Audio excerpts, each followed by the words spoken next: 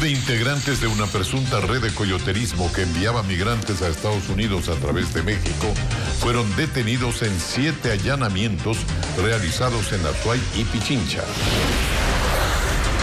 El tribunal delibera si deja en libertad o ratifica la prisión preventiva en contra del defensor del pueblo, Freddy Carrión, procesado por supuesto abuso sexual. Preocupación en el sector exportador por el incremento de los fletes. En el caso del banano, por un contenedor que se pagaba $2,000, hoy la tarifa es de $12,000. Narcotraficantes se apoderan del espacio aéreo en Manabí. En la última década, 26 avionetas han sido detectadas con envíos de droga al exterior. Las autoridades señalan que el radar en el Cerro de Montecristi es urgente. Un informe especial. Declaran la emergencia en la parroquia Río Negro de Baños, en Tungurahua. Las autoridades intensifican la búsqueda de 2 personas desaparecidas tras el aluvión que dejó 3 muertos. Las noticias en Televistazo con Alfonso Espinosa de los Monteros.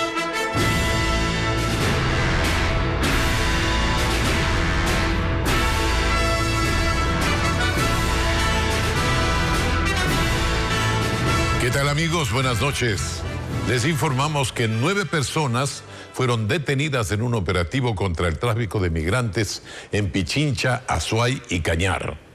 La Fiscalía y la Policía identificaron lo que consideran una organización criminal que se dedicaba al coyoterismo. Patricio Díaz nos cuenta que, según la información de las autoridades, cobraban entre $10,000 y $17,000 a las víctimas. Fueron en total 7 allanamientos en Gualaceo, La Troncal y Quito. Hasta se interceptaron vehículos en medio de la carretera. Es parte de una investigación por presunto coyoterismo, en la que han trabajado desde hace 4 meses Fiscalía y Policía. Aseguran que se pudo dar con las cabezas de la organización y en su casa encontraron $60,000 en efectivo.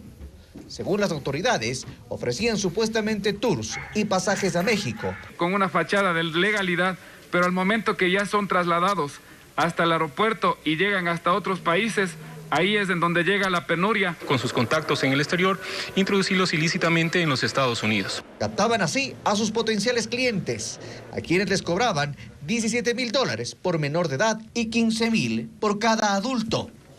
Pero habría más pagos que realizar.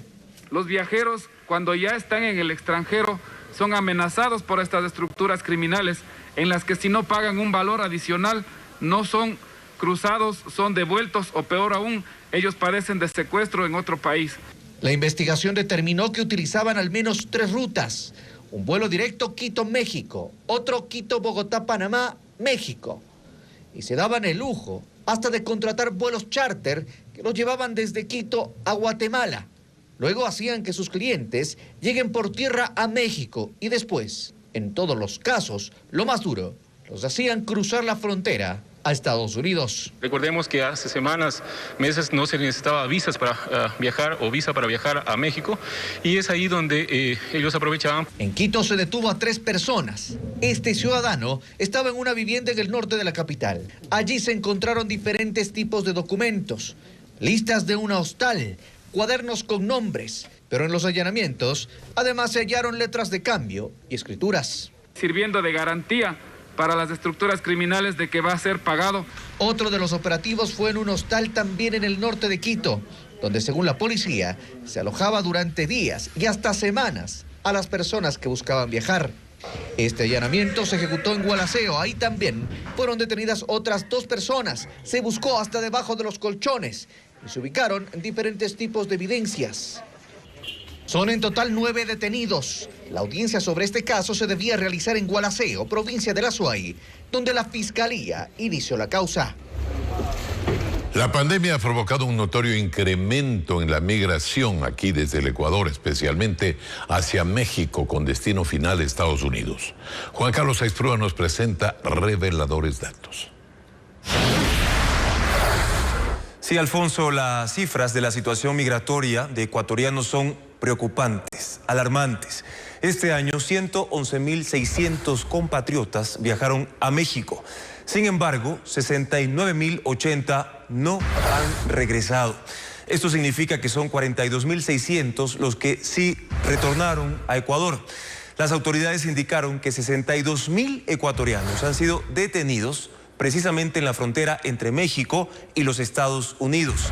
Y lamentablemente, 55 compatriotas fallecieron en Estados Unidos, mientras que 9 en México en su travesía migratoria. Además, se registran 22 casos de ecuatorianos desaparecidos que aún no han sido resueltos. Increíble, pero así estamos. Y en otra acción policial, desarticulan una organización delictiva que pertenecía a la banda de los Lobos y que mantenía en zozobra a los habitantes de Machala. Los acusados habrían causado varias muertes violentas en la capital orense por disputa de territorio. Nuestro corresponsal Fabricio Lapo nos informa que los 12 detenidos registran antecedentes penales. Escalando paredes y tumbando puertas, agentes de la policía junto a Fiscalía de El Oro ejecutaron 11 allanamientos en Machala, donde detuvieron a 12 sospechosos de integrar la banda Los Lobos que operan en esa provincia. Entre los detenidos estarían los cabecillas de la organización delictiva vinculada al microtráfico.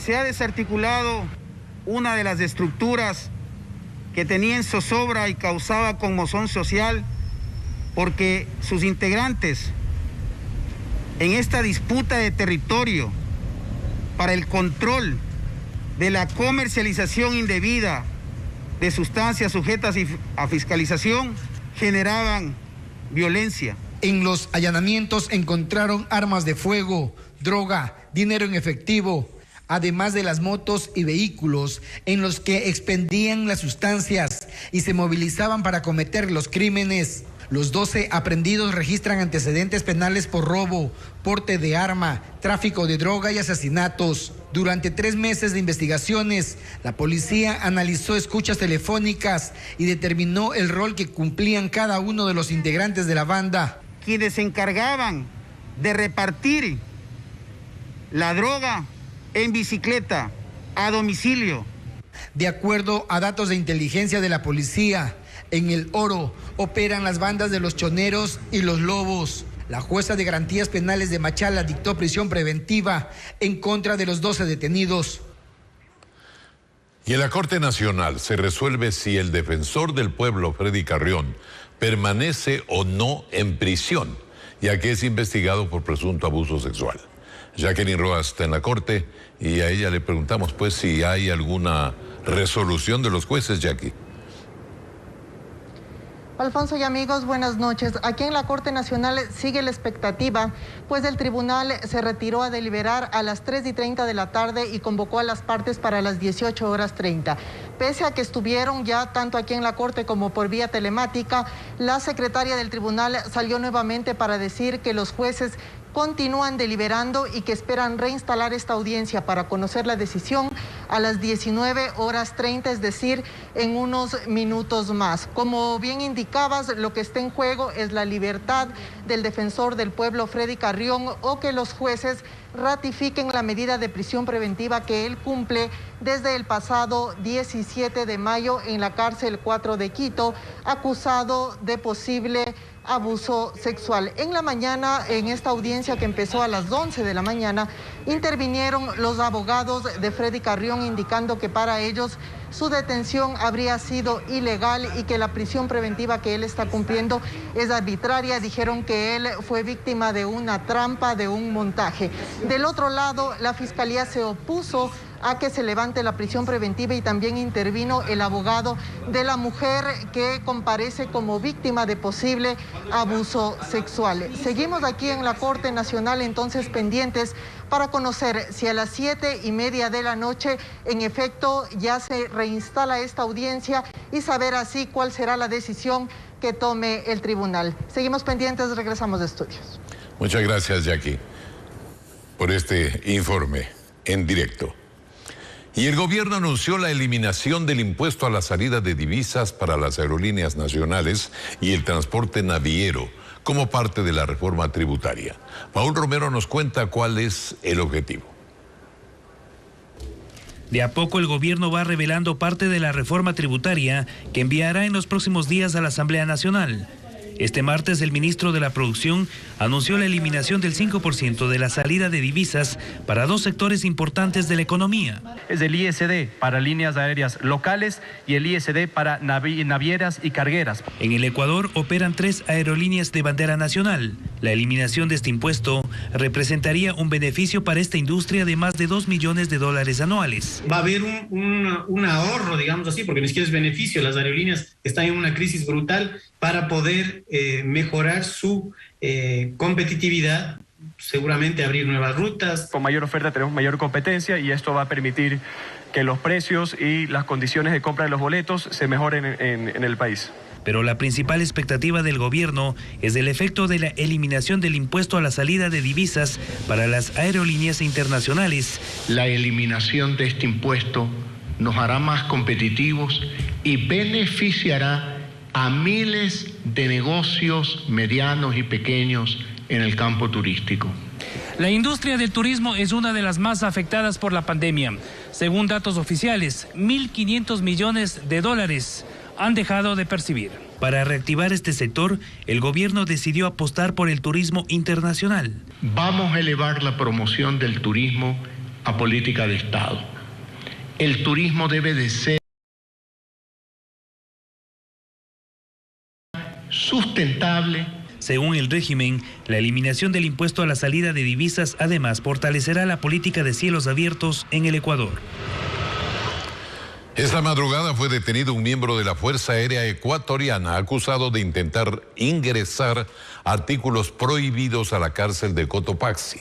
El soldado en servicio activo fue descubierto caminando por los exteriores del centro penitenciario. Al revisarlo encontraron 3 armas de fuego, cerca de 300 municiones, alimentadoras, silenciadores, celulares y dosis de droga. Las armas serían de dotación policial y militar, según el informe de las autoridades. Escuchemos. El Ecuador está infestado por la criminalidad y el narcotráfico. Los controles establecidos están funcionando. Este presunto delincuente debe ser sancionado con la máxima severidad, mientras los soldados y policías de la patria cuidan las fronteras y las calles, cumpliendo su sagrada misión de proteger al pueblo ecuatoriano. Este sujeto ha cometido un acto de traición a la patria, al uniforme y a todos los ecuatorianos de bien.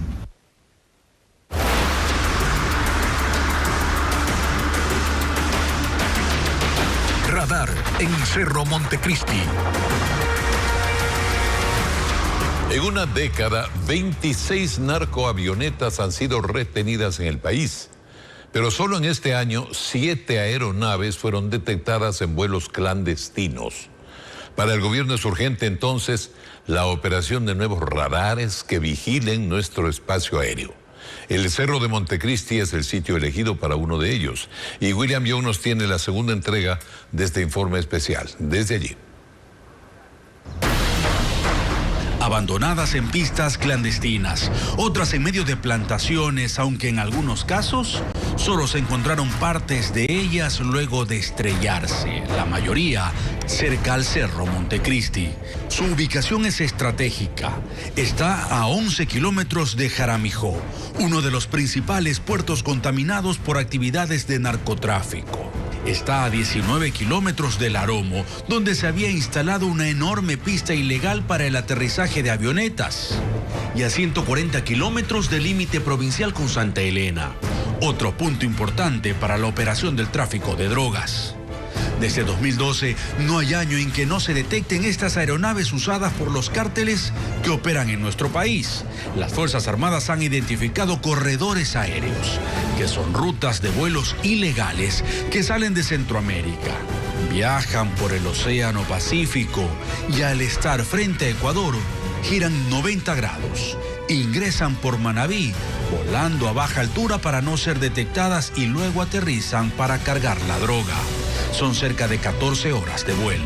Por eso, no hay dudas que un radar en Montecristi es urgente, según el comandante de Operaciones Aéreas y Defensa, Antonio Puga. Desde la cumbre de Montecristi nosotros vamos a tener una visualización de casi 360 grados con relación a la provincia de Manabí y que cubriría una gran cantidad de área que nos permitiría a nosotros crear un muro electrónico, llamémoslo así, para no permitir el ingreso de estas aeronaves. Pero, ¿qué ocurre después de detectarlas? Nosotros, sin que esta aeronave se dé cuenta, nosotros realizaremos un seguimiento hasta donde van a aterrizar. Tiempo suficiente que nos permite a nosotros estar en coordinación con la Policía Nacional, con Fiscalía, para hacer una detención en un delito flagrante. Sin embargo, en las últimas semanas este tema generó el reclamo de habitantes de comunidades cercanas que no quieren que allí se instale un radar porque aseguran que no se les comunicó y que su colocación afecta a la naturaleza de la zona, algo que según dijeron está por encima de cualquier plan antidrogas y que su reclamo no tiene un trasfondo.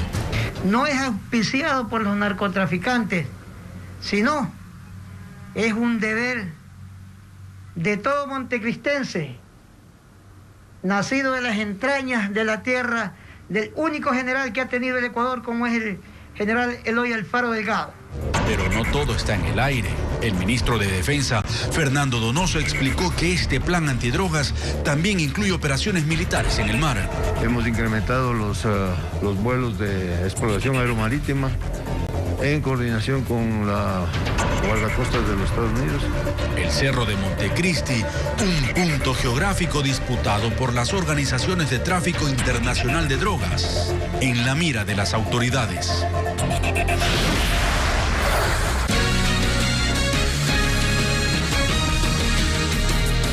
Seguimos informando.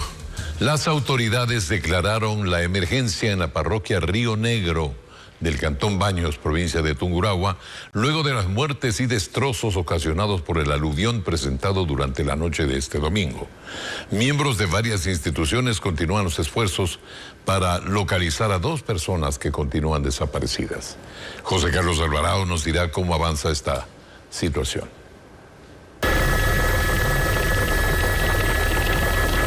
Es un intento de sobrevolar la zona del desastre.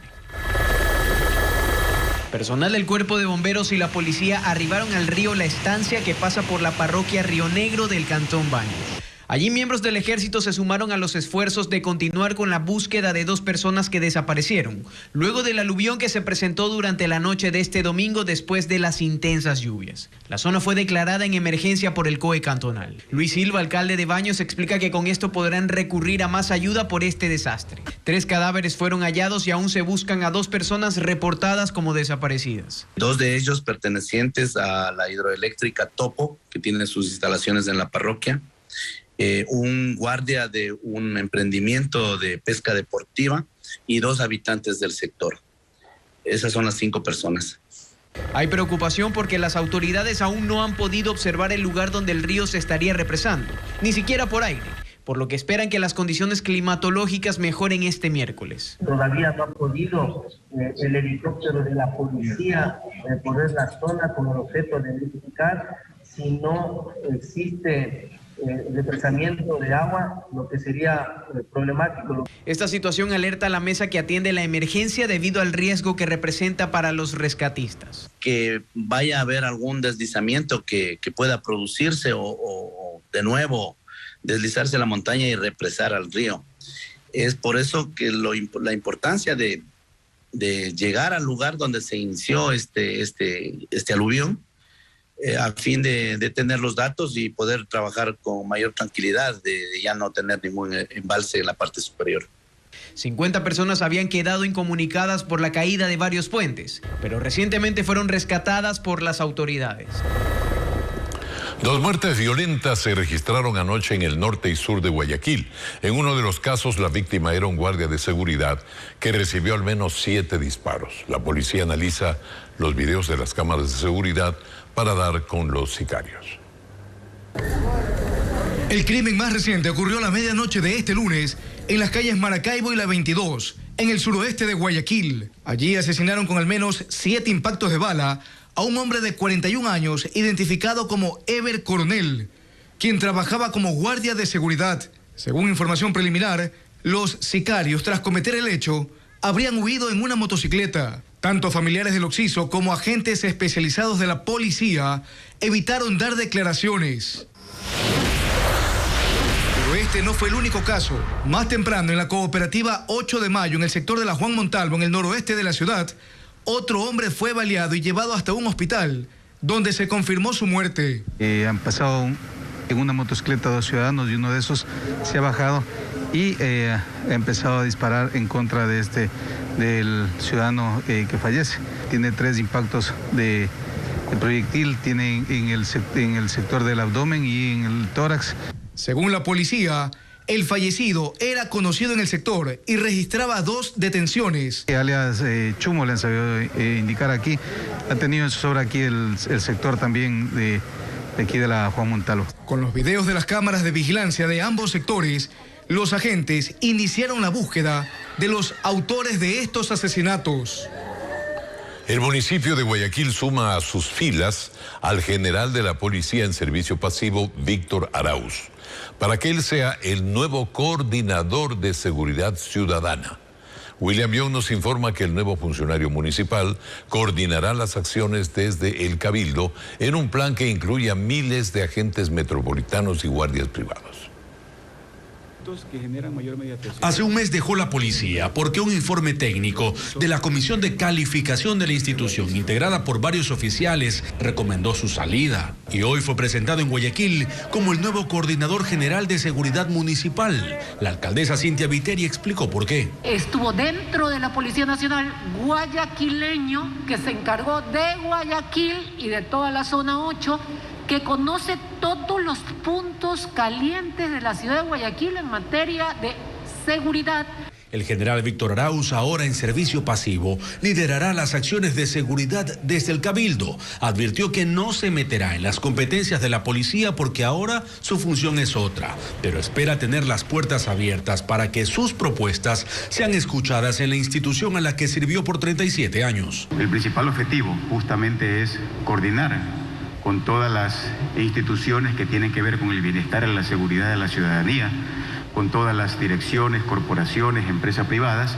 Pero Arauz se enfrenta al reto en medio de una ola criminal que la semana pasada dejó más de 20 asesinatos y este lunes se reportaron 2 más en la ciudad más violenta del país. Se logre establecer o se logre proponer de alguna manera algún estudio sociológico, criminológico, inclusive demográfico, para poder establecer en realidad cuáles son los puntos en los cuales el municipio de Guayaquil, dentro de sus competencias, puede intervenir y de una manera importante. Por parte municipal se sumarán 1000 metropolitanos que están por graduarse. Además, agentes de tránsito y guardias privados para ayudar en los controles en zonas comerciales y de mayor concurrencia en la urbe. Ministros de Estado se reunieron con los representantes de la Asociación de Municipalidades para analizar las medidas que eviten la indisciplina ciudadana hasta alcanzar la inmunidad colectiva con la vacunación contra el COVID. Sostienen que el fortalecimiento de los controles en el transporte público y los permisos para el desarrollo de eventos masivos se puede actuar mejor, son necesarios. María Mercedes Granda nos informa. Fue a raíz de escenas como estas que se generó una alerta en las autoridades. Esta mañana el presidente del COE Nacional y los ministros de Turismo, Trabajo, Salud y Educación se reunieron con los representantes de la Asociación de Municipalidades. Analizaron las medidas y controles necesarios para evitar un posible incremento de los contagios de COVID-19. La variante Delta específicamente es extremadamente contagiosa. Si nosotros no mantenemos el cuidado, vamos a ponernos en riesgo de que existan brotes comunitarios que no sean de fácil control. Si es que nos genera un brote, lastimosamente hay que tomar decisiones y es lo que no queremos tomar, por eso estamos a tiempo haciendo estas reuniones. Pidieron a los 221 municipios desplegar un mayor control en el aforo en el transporte público, así como más rigurosidad en el otorgamiento de los permisos para eventos masivos. Solicitándoles que por lo menos hasta que tengamos el 85% de vacunados, que nos dé una inmunidad de rebaño, no podemos relajar medidas ni creer que ya la crisis ha terminado. Del lado municipal hubo una respuesta favorable. Dicen estar conscientes del impacto que tendrían en la economía nuevas medidas restrictivas que impliquen la paralización de las actividades productivas.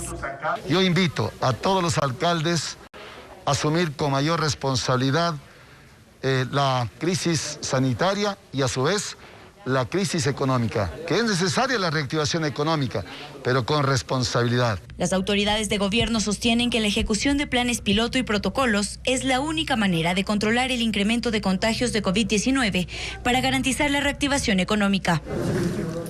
Los hospitales del Ministerio de Salud Pública y del Instituto Ecuatoriano de Seguridad Social en Santo Domingo de los Águilas fueron visitados por el vicepresidente de la República. Allí recibió reclamos de proveedores que llevan más de un año sin cobrar por sus servicios y evidenció irregularidades que lo llevaron a anunciar que esas casas de salud serán intervenidas.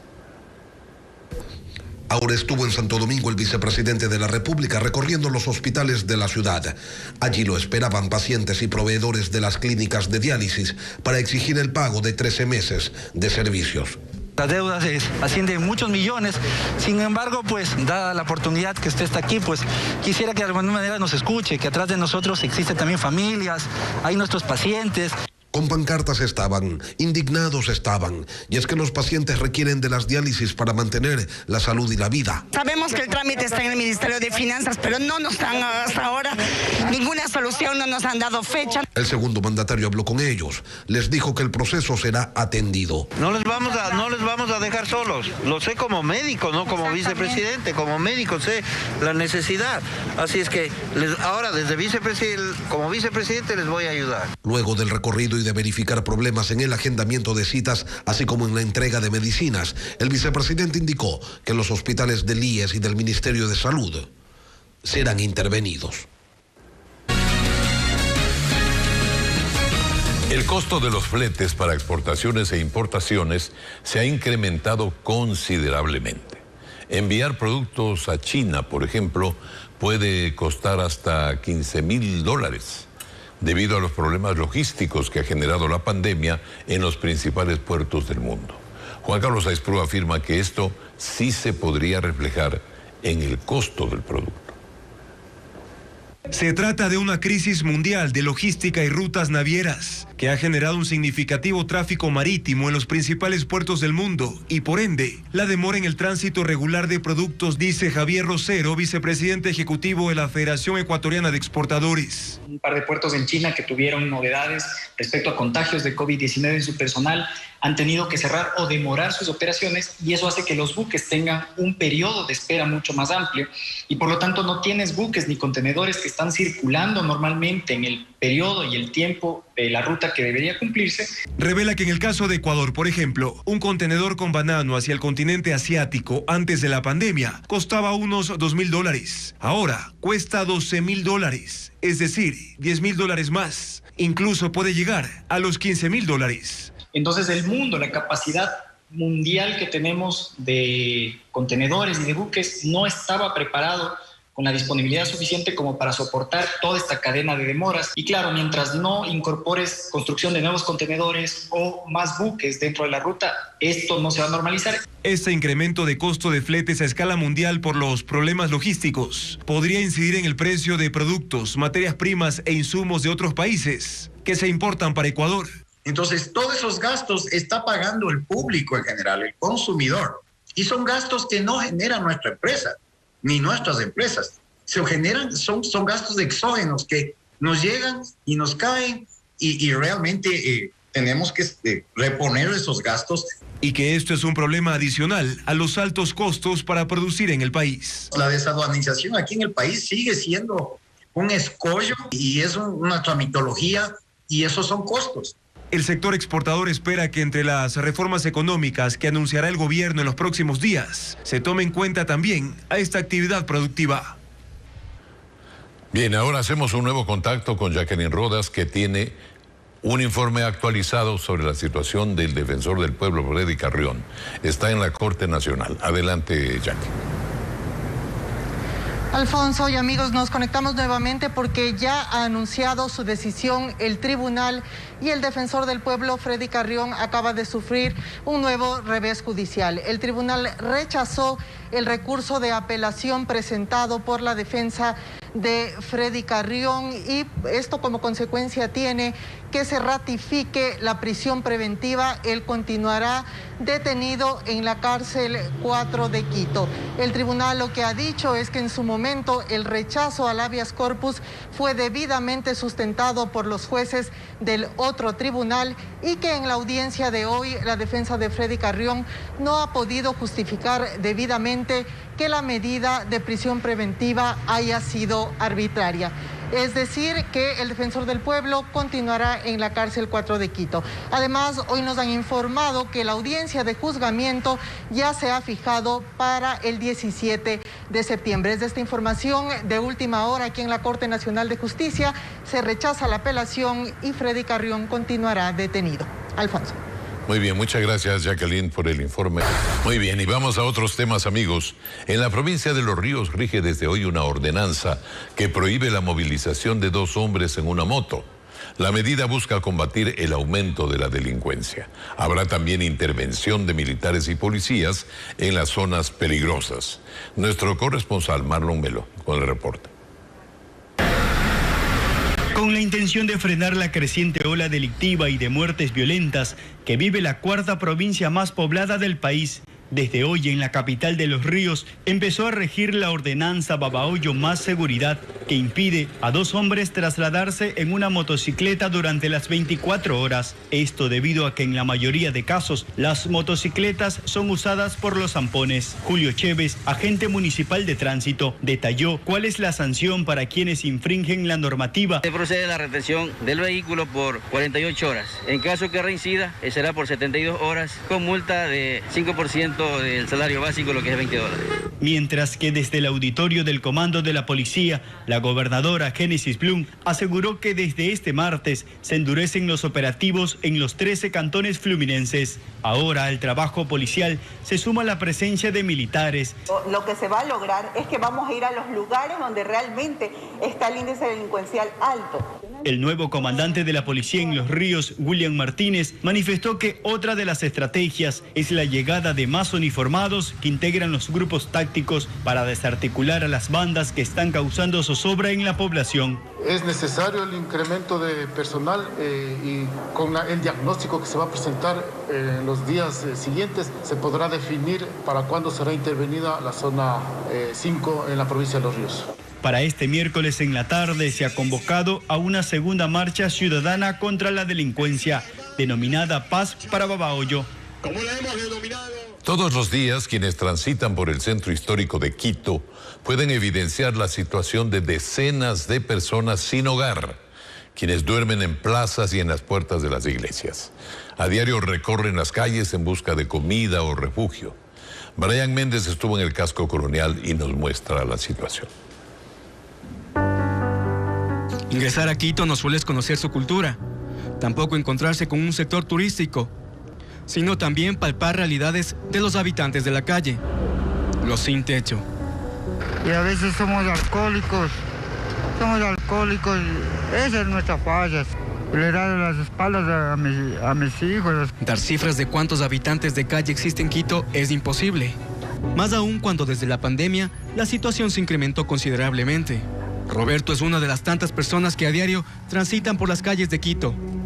Para él, soportar temperaturas de menos 10 grados, lluvias o en ocasiones de intenso sol no le resulta complicado. A veces, por alcohol, ya tomar el alcohol, no sientes frío, no sientes nada. Casos como el de Roberto no son aislados. El Patronato San José ha realizado en lo que va del año unas 3.300 atenciones y 15.600 de ayuda de alojamiento, que incluye a migrantes en paso por la ciudad. Hay mendigos y personas sin hogar en otros puntos de la capital, pero el centro histórico aparentemente es el punto de mayor concentración. Las personas buscan estos lugares turísticos, ¿por qué? porque en este sentido tienen la posibilidad de contar con ayuda de las personas.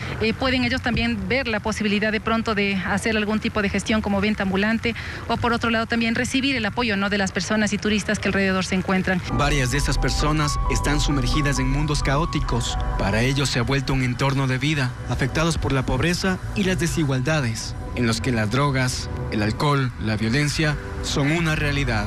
Quizás anhelan también pasear por Quito, pero no desde esta perspectiva. El buque Escuela Guayas emprenderá un crucero de 70 días a 3 países de la región.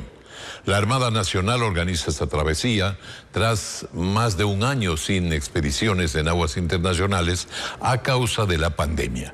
José Carlos Alvarado relata que este recorrido forma parte de la preparación de los miembros de la Marina próximos a graduarse de oficiales.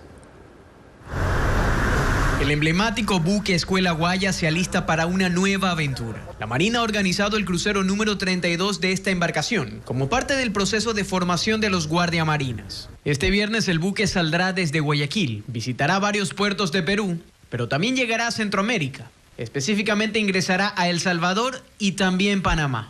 Serán 70 días de viaje para los futuros graduados. Son sentimientos encontrados para nuestras familias, nostalgia, pero a la vez de orgullo. La idea y la meta principal es cumplir con profesionalismo el crucero internacional. 147 personas irán al viaje, entre oficiales, tripulantes e invitados. 7 de ellas son mujeres, quienes comentan la relevancia de su labor en este equipo. La principal es el respeto, que hay tanto en hombres y mujeres. Las guardiamarinas mujeres, la única diferencia que tenemos es el área de habitabilidad. Sin embargo, la demás preparación, tanto académica, naval y militar, es la misma que nuestros compañeros. Es el primer zarpe que el buque Escuela Guayas realiza a aguas internacionales desde que inició la pandemia. La embarcación recorrerá 5.300 millas en toda esta travesía. El comandante de la embarcación señala que se tomaron medidas para evitar contagios por COVID-19, como la vacunación completa de la tripulación y el cumplimiento de las normas de todos los puertos. Al momento, de las últimas informaciones que tenemos, los 3 nos están exigiendo solamente el carnet de vacunación con las 2 dosis. Nos vamos a realizar pruebas PCR 48 horas antes del zarpe, tanto en Guayaquil y Manta, y a requerimiento en los puertos extranjeros. Luego de esta travesía, el buque Escuela Guayas tocará puerto en Guayaquil el próximo 19 de noviembre. Bien amigos, tiempo concluido para este noticiero. Muchísimas gracias. Mañana seguimos informando aquí en Ecoavisa. Buenas noches.